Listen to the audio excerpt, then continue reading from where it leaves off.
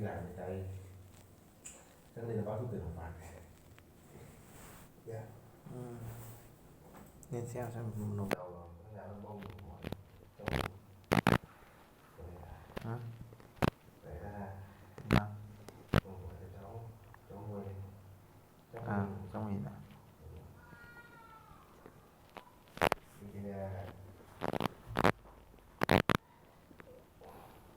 Hôm nay tưởng Đạt ở nhà mừng tuổi nó mới chụp đi chơi thôi, ra ngoài mọc thôi. Mình gặp lấy mình lấy xe này, mình đến gặp mừng tuổi. Ê, thực chất là mừng tuổi nó xác định nó cầm đâu anh nhỉ? Có tiền mừng tuổi đi mua cho tao chai nước.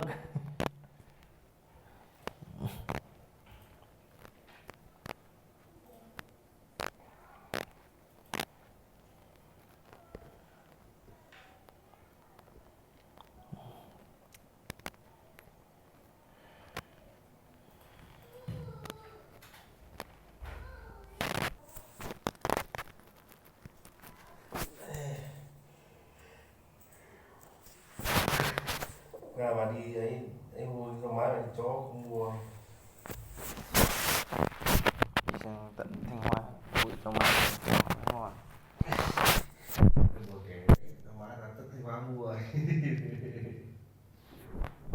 Rồi má chuẩn đấy.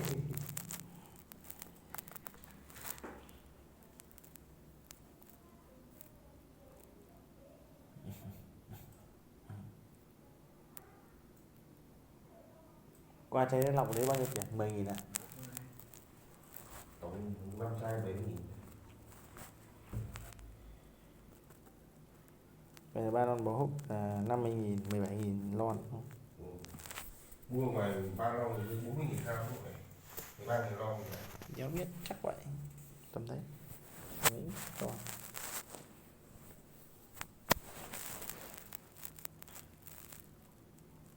Mình tưởng nó phải 20.000.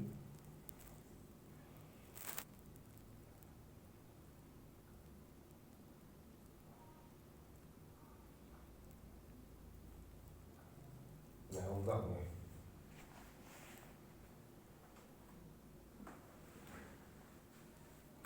Bao nhiêu mét? Nhà người ta buồn tập cả phòng buồn cả bếp. Là nhìn nó rộng nhiều. Và nhìn Đâu đến nhau biết với nhà ấy. Liền mà. ấy là nhà thờ đúng không?